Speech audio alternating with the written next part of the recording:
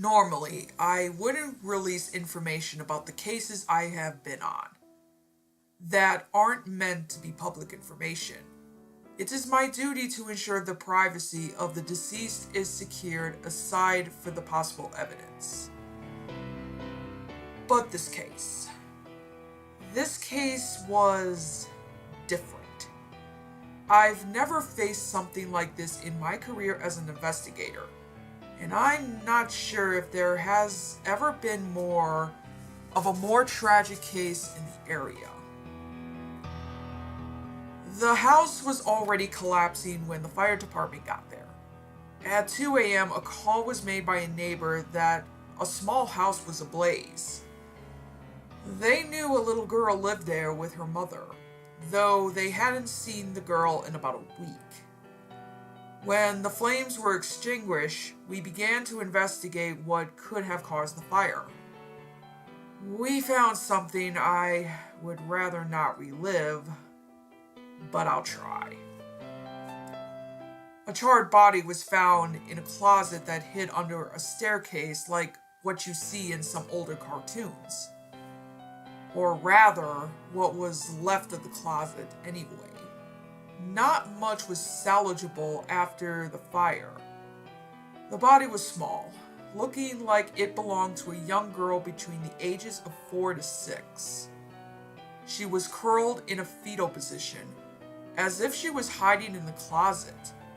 In her arms was a stuffed toy of a seemingly infamous children's cartoon villain, Swiper, missing one of its arms. The doll was completely intact aside from that, as if the fire didn't even come near it. Which I find odd, since even the girl's body was burned to a crisp. There was no sign of her mother anywhere. We took the Swiper doll for evidence to see if we could find anything that could give hint to her mother's whereabouts. We assumed the body we found was likely the little girl, Amelia Watson, at age 6, daughter of Maria Watson, age 30.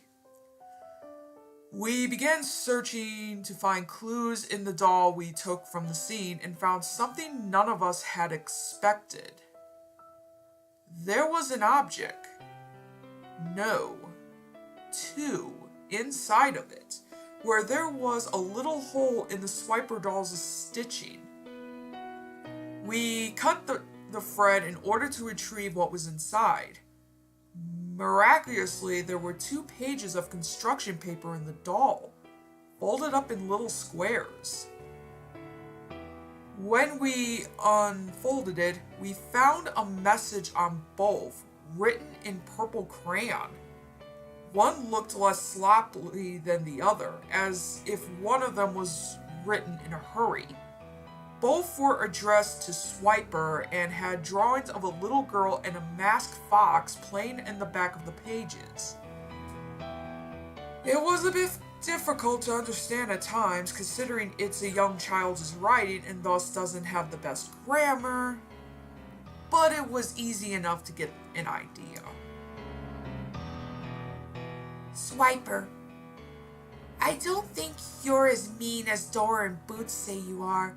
I think you are just lonely, like me. Mommy never plays with me anymore. She's always drinking that stinky stuff from that bottle. One time, she even broke it on the wall and pointed it at me. Sadie ran away last week, and Mommy told me not to go near a pile of dirt by my swings.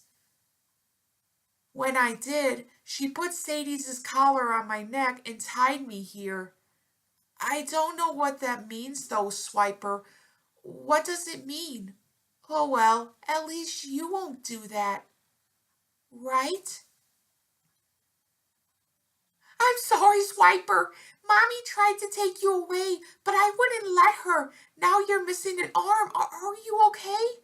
I'm hiding in here now. What's that weird sound? It sounds like cereal pops, but louder.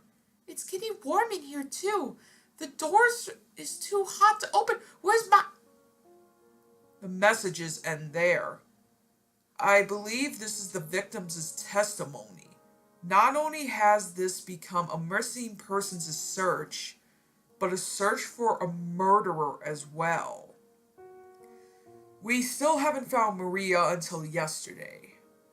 Why did I choose today to release this? Well, something else happened. We had sewn the Swiper doll back together after getting the notes out. It had been sitting in my office for a while on a counter where it wouldn't be disturbed. We had a glass case over it to ensure that. 2 days ago, I came into my office in the morning to find a little girl there. The girl was blonde with very dark brown eyes and wore a child's sleeveless summer dress, white in color. She was looking at the doll, but acted unsure of herself when she saw me, and if she were shy and tried to hide, but didn't know where. I walked up to her and kindly asked why she was here, but said nothing. Her gaze darted around the floor. I waited for a moment and then asked if she wanted to see the Swiper doll. Her eyes immediately lit up, which I assumed was a yes. I took the doll out of the case and gave it to her. She hugged it tight, and if she never wanted to let it go as she swayed back and forth. Had she been crying? I glanced away only for just a second, but when I looked back, she and the doll were gone. We all searched the grounds of the police station, but had no trace of her at all. It was as if she'd vanished without a trace. The next day, Maria was found and arrested under aggravated assault with a deadly weapon. Now, we're just starting to set up the trial for Amelia's murder, which will start next year if everything goes well.